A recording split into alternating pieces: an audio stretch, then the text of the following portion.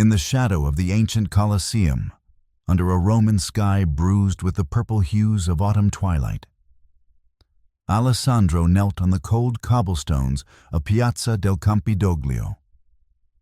The air was crisp, carrying the faint scent of roasted chestnuts from nearby vendors and the distant hum of Vespas weaving through traffic. His family encircled him, Nonna Maria with her wrinkled hands clasped in prayer, Zio Paolo puffing on a cigar, his sister Elena beaming with anticipation, and his father, Vittorio, standing stoic as ever, his face etched with the scars of a life spent in the family vineyard in Tuscany. The proposal was meant to be a grand gesture, a bridge between past and future, mending the fractures in their lineage. "Giulia," Alessandro said, his voice steady despite the knot in his throat. "Will you marry me?" The ring, an heirloom from his late mother, glinted under the piazza's lanterns. Giulia's laughter sliced through the air like a winter gale off the Tiber, sharp, mocking, echoing against the marble statues. "No," she said, her eyes cold as the Apennine snow. Seconds later, she added, "I've been sleeping with Luca. For months." Luca, his cousin, the golden boy of the family, heir to the estate that should have been Alessandro's by right. The family gasped. Nonna Maria clutched her rosary, whispering prayers to saints long forgotten. Vittorio's face darkened like storm clouds over the rolling hills of Chianti. Elena turned away, tears streaking her makeup. Alessandro rose slowly, the ring slipping from his fingers to clatter on the stone. Humiliation burned hotter than the August sun that scorched their vines each year. But beneath it, a seed of rage took root, watered by decades of buried resentments. The Moretti family had always been a tapestry of secrets, woven in the sun-drenched valleys of Tuscany, where their vineyard, Villa Moretti, sprawled like a living entity. Vittorio, the patriarch, had favored Luca since childhood. Luca, the son of Vittorio's beloved sister, orphaned young and taken in as their own. Alessandro, the legitimate heir, was overshadowed, his efforts in the fields dismissed as adequate, while Luca's charm won contracts and accolades.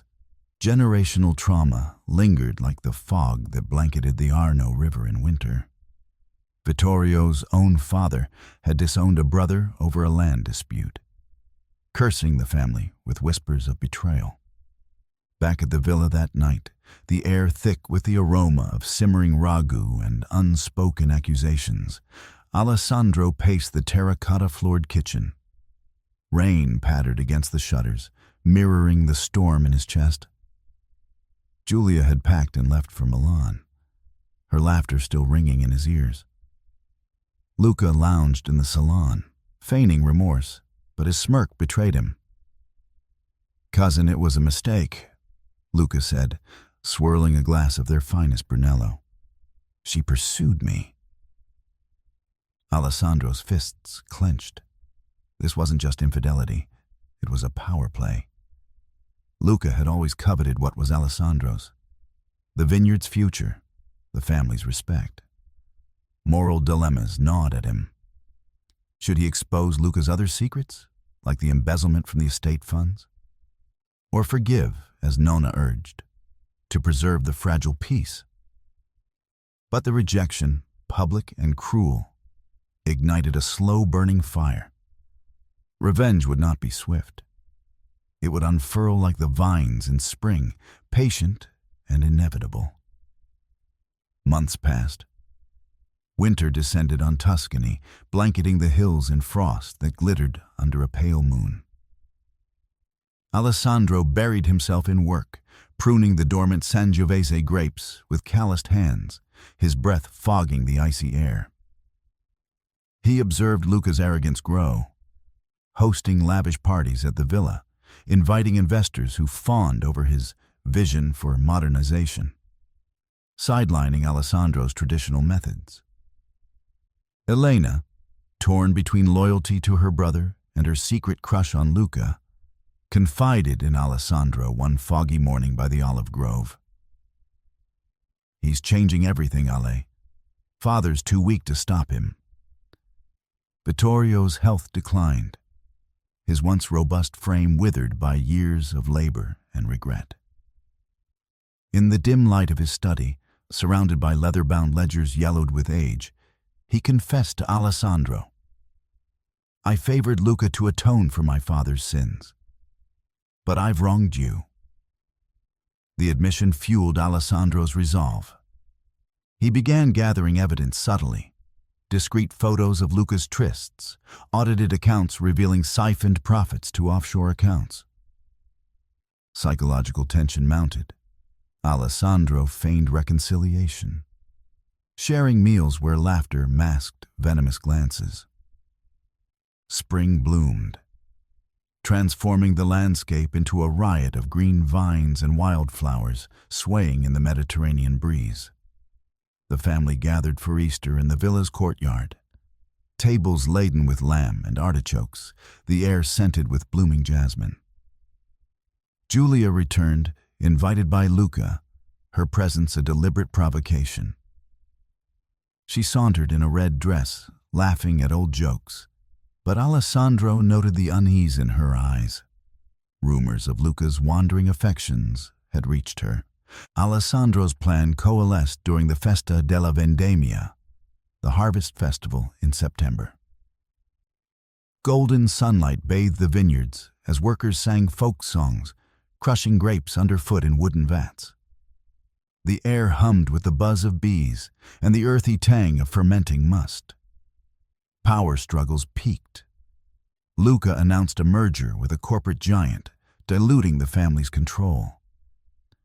"Progress," he boasted to the assembled guests. Local dignitaries, buyers from Rome, even a journalist from La Repubblica. Alessandro endured, his emotions a whirlwind of grief and fury. Betrayal echoed generational wounds, his mother's death from a broken heart after Vittorio's affair, whispered about in the village cafes. Side characters fleshed out the drama. Nonna Maria, wise and devout, urging forgiveness, but hiding her own resentment toward Luca's mother. Zio Paolo, the pragmatic uncle, tempted by Luca's bribes, but loyal at heart. Elena, conflicted, discovered Luca's manipulation of her affections, adding layers of moral ambiguity. The climax built under a harvest moon, the sky a velvet canvas dotted with stars. At the festival's peak, with lanterns casting flickering shadows on the stone walls, Alessandro orchestrated his revelation. He hacked into the villa's sound system, subtly with help from a tech-savvy friend in Florence, and played recordings of Luca's embezzlement confessions, Julia's voicemails begging for discretion. The crowd hushed as Julia's voice echoed, "Luca, if Alessandro finds out about us and the money..." Chaos erupted. Vittorio, frail but furious, disowned Luca on the spot, his voice thundering like summer storms over the Tyrrhenian Sea. Julia fled in tears, her laughter replaced by sobs. Luca's face drained of color, his empire crumbling like ancient ruins. Alessandro stood amid the turmoil, the weight of revenge bittersweet. Had he become the monster his grandfather was? The moral dilemma lingered, but satisfaction bloomed like the roses in Nonna's garden. In the resolution's quiet aftermath, as autumn leaves carpeted the paths, Alessandro inherited the vineyard. He walked the rows alone, the wind whispering through the vines, carrying away the ghosts of betrayal. Elena mended fences, Zio Paolo offered counsel, and Nonna Maria smiled knowingly. The family, scarred but resilient, endured. Alessandro's heart, though hardened, found a fragile peace in the soil that had birthed their legacy.